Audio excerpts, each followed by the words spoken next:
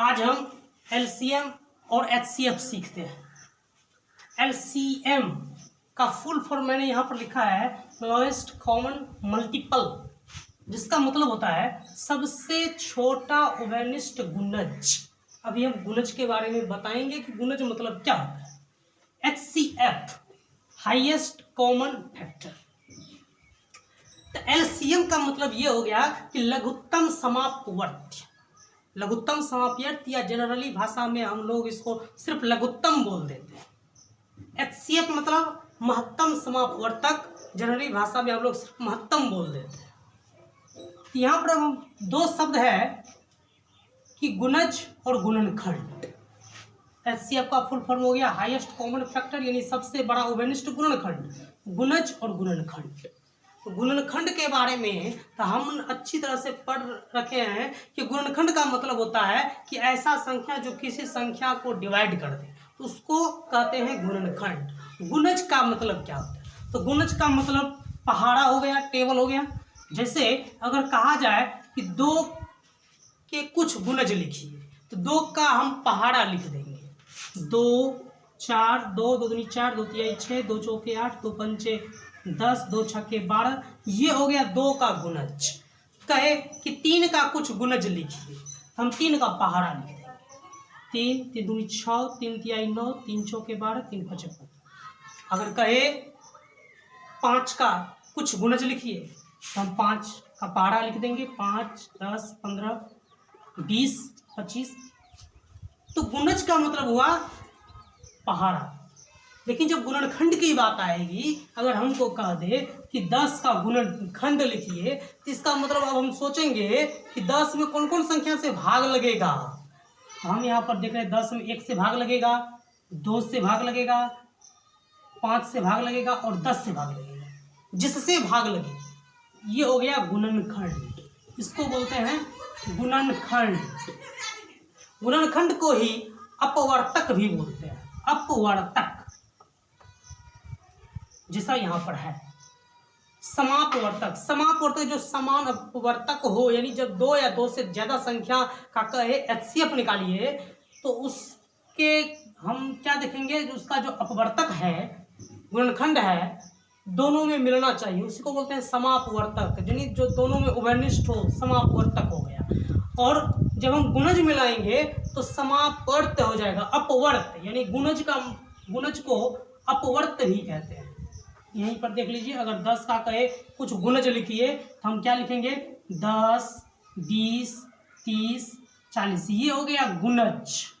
पहाड़ा मतलब गुणज, और गुणज को ही अपवर्त्य कहते हैं। अपवर्त्य गुणज और अपवर्तक गुणनखंड। जब भी अपवर्तक कहे तो हमको उसका गुणनखंड को देखना है, और अपवर्त्य कहे तो हमको पहाड़ा पर फोकस करना है कि पहाड़ा दिमाग में आ जाना चाहिए। इस प्रकार से हम ये समझ गए हैं कि एलसीएम मतलब क्या होता है और एचसीएफ मतलब क्या होता है। ये चीज़ हम यहाँ से समझ गए। इसके तहत अभी जो हम समझे हैं उसके जरिए अब हम एक क्वेश्चन सॉल्व करते हैं और देखिए क्या रिजल्ट आता है। पहला क्वेश्चन अगर हमको कहे कोई कि 12 तथा 16 का एलसीएम और एचसीएफ निकालें। 12 तथा 16 का एलसीएम और एचसीएफ निकालें। लघुत्तम समापवर्त, ध्यान दीजिए यहाँ पर, लघुत्तम समापवर्त यानी LCM, lowest common multiple, multiple मतलब गुणज, गुणज मतलब पहाड़ा। अगर हम एलसीएम निकालेंगे तो दोनों का हमें पहाड़ा देखना है। तो 12, चलिए 12 के हम पहाड़ा लिखते हैं। 12 12 दूनी 24, 12 तिया 36, 12 चौके 48, 12 पंचे 60, 12 छक्के 72, 12 सत्ते 84, 12 ठीक 96। और देख लेते हैं, पहले 16 का लिख करके कहाँ तक जाता है। 16 का ही 16 दूनी 32, 16 तिया 48, 16 चौके 64, 16 पंचे 80, 16 छक्के 96, एलसीएम निकाल रहे हैं, इसलिए हम पहाड़ा लिख रहे हैं, क्योंकि एलसीएम में एम जो है उसका मतलब होता है मल्टीपल, और मल्टीपल मतलब होता है गुणज, और गुणज मतलब हम बताए हैं पहाड़ा, इसलिए दोनों संख्या का हमने पहाड़ा लिख लिया है।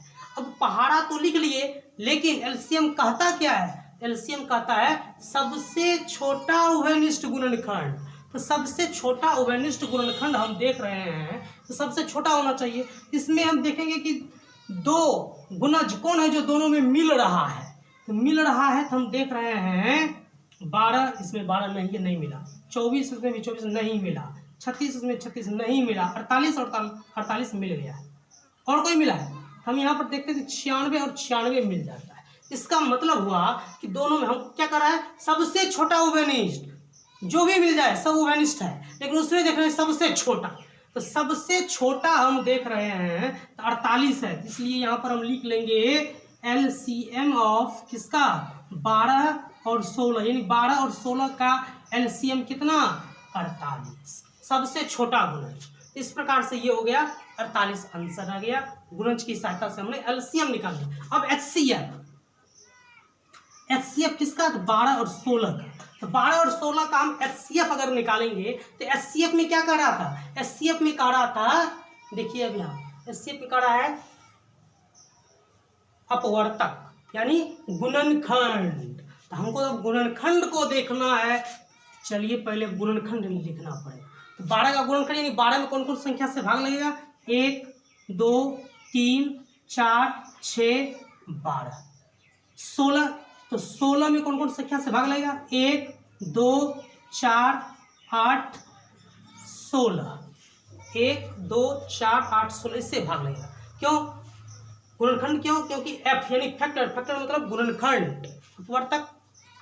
हमको क्या करा है, हाईएस्ट कॉमन फैक्टर, सबसे बड़ा उभयनिष्ठ गुणनखंड, इसमें मिलाइए कौन कौन मिल रहा है, 1 1 मिल गया है, 2 और 2 भी मिल गया है, 4 और 4 भी मिल गया है, और अब कुछ नहीं मिला, अब कुछ नहीं मिला। तो हमको करा है कि सबसे बड़ा उभयनिष्ठ गुणनखंड, तो सबसे बड़ा कौन मिला, 1 2 और 4, 3 संख्या, इसमें सबसे बड़ा है 4, इसलिए 4 हो गया एचसीएफ, यानी एचसीएफ 12 और 16 का एचसीएफ जो होगा वो 4 होगा।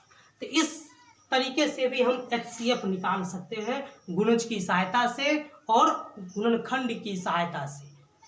ये हमारा हो गया। तो इस प्रकार से आप भी और गुणनखंड निकाल सकते हैं, एचसीएफ और एलसीएफ निकाल सकते हैं, लेकिन हमें ये तरीका नहीं पड़ना। सीखने के लिए मैंने बता दिया हूँ, ज़्यादा मुश्किल नहीं है, सीख गए होंगे। लेकिन हमारा जो बोर्ड पूछता है वो पूछता है अभाज्य गुणनखंड विधि से, तो हम अभी अभाज्य गुणनखंड विधि का प्रयोग करके एलसीएम और एचसीएफ सीखेंगे। चलिए हम इसको मिटाते हैं अभी।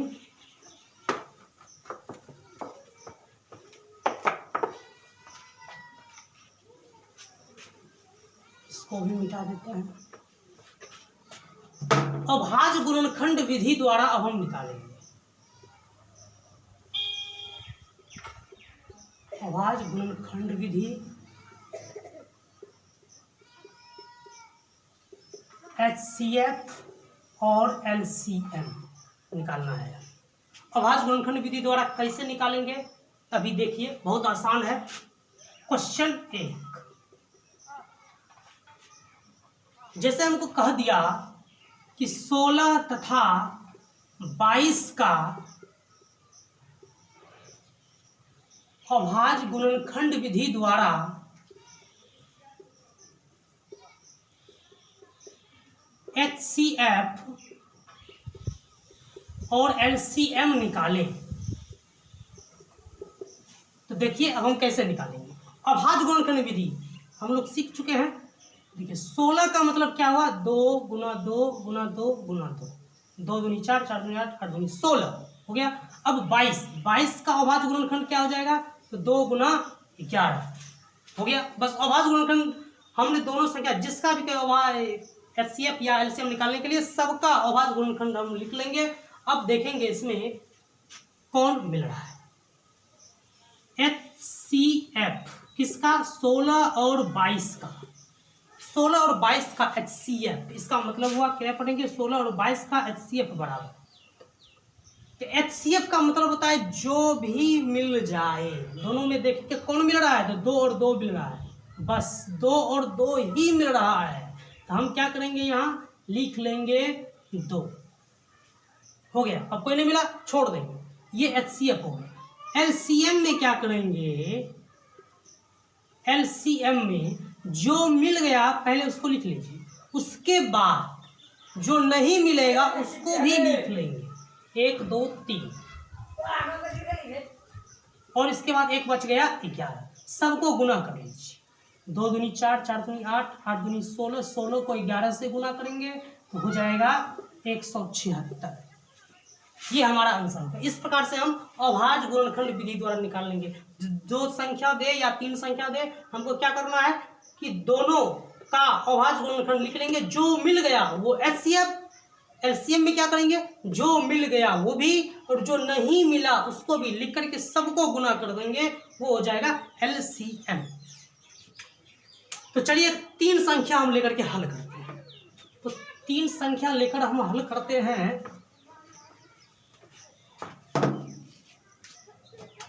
देखिए जैसे आपको दे दे 25, 30 तथा 45 का HCF और LCM निकालना है। 25, 30 और 45 का अभाज्य गुणनखंड विधि से। तो 25 को अभाज्य गुणनखंड के रूप में लिखेंगे, आता है 5 गुना 5।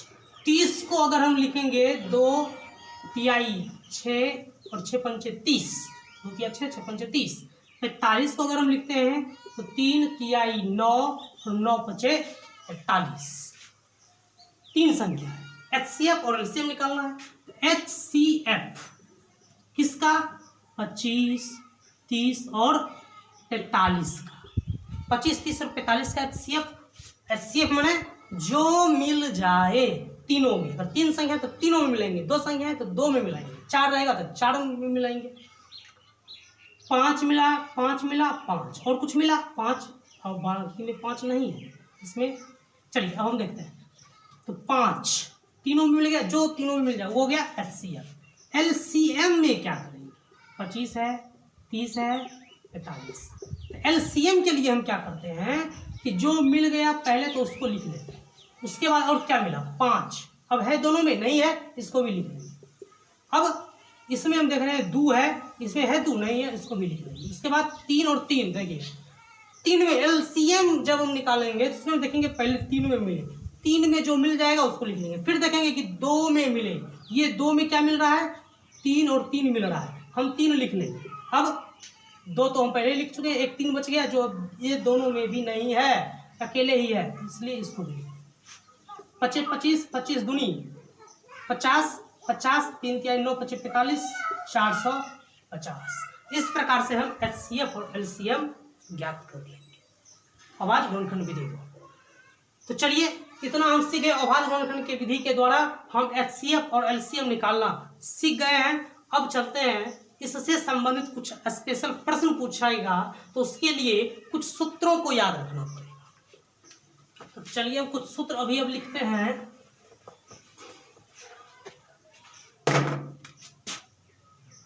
कौन कौन सूत्र का प्रयोग हो सकता है तो देखिए। पहली संख्या गुणे दूसरी संख्या बराबर HCF गुना LCM। इसका मतलब ये हुआ कि जब हम 2 संख्या का HCF और LCM निकालेंगे तब अगर दोनों को गुना कर देंगे वो, और HCF इसका जो HCF और LCM निकालेंगे वो दोनों गुना करेंगे तो दोनों बराबर हो जाएगा।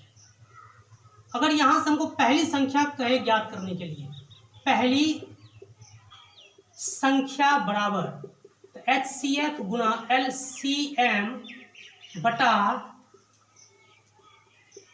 दूसरी संख्या। तीसरा,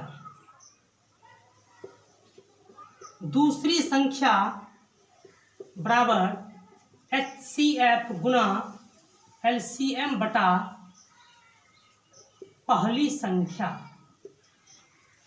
अगला क्वेश्चन हो सकता है यहाँ से, देखिए HCF बराबर, यहाँ से भी आप बस एक लाइन लिखे, आप ढेर सारा सूत्र लिख सकते हैं। पहली संख्या गुणे दूसरी संख्या, या सीधा हम कह सकते हैं दो संख्याओं का गुणनफल बराबर HCF गुणे LCM। देखिए पहली संख्या बराबर क्या हो जाएगा, ये गुणा में है तो ये सीधे नीचे आ जाएगा, हो गया HCF गुणे LCM बटा दूसरी संख्या। अगर दूसरी संख्या पूछे तो इसको यहाँ पर ले आएंगे, तो दूसरी संख्या बराबर गुणा में है तो ये बटा में आ जाएगा, HCF गुणा LCM बटा पहली संख्या। अब HCF बराबर पूछेगा, HCF बराबर तो LCM इधर आ जाएगा, तो पहली संख्या गुणा दूसरी संख्या बटा LCM।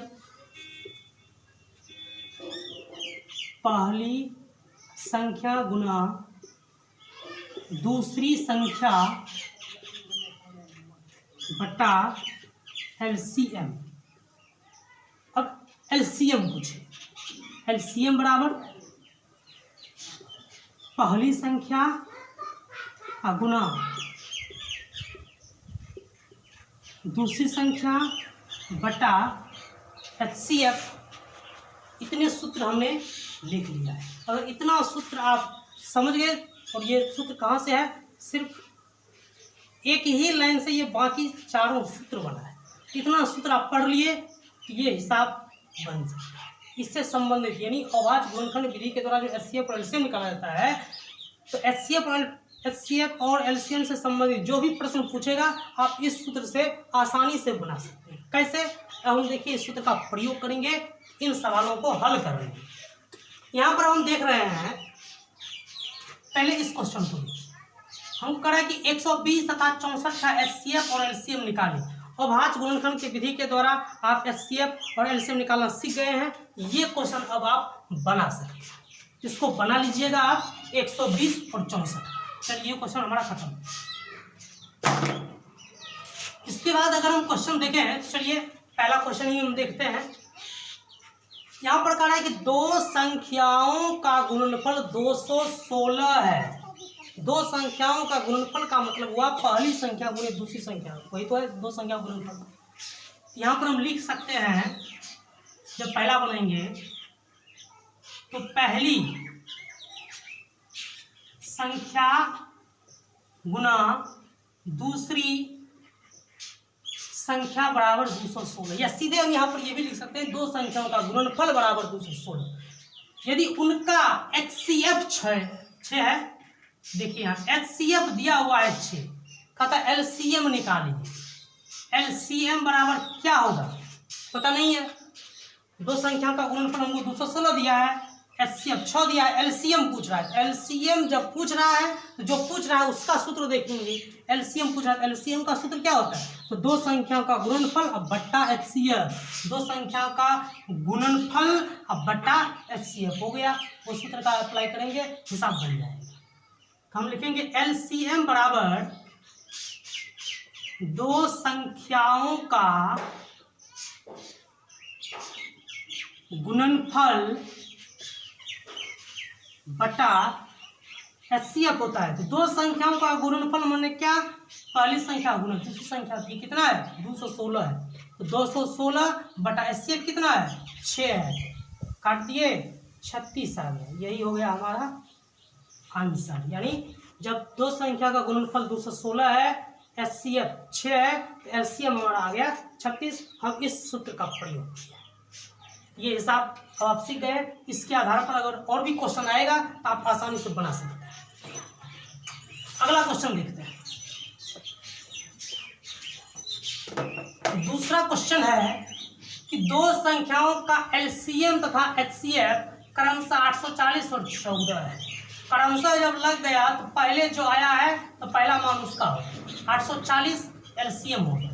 हम यहाँ पर लिखेंगे LCM बराबर हो गया 840,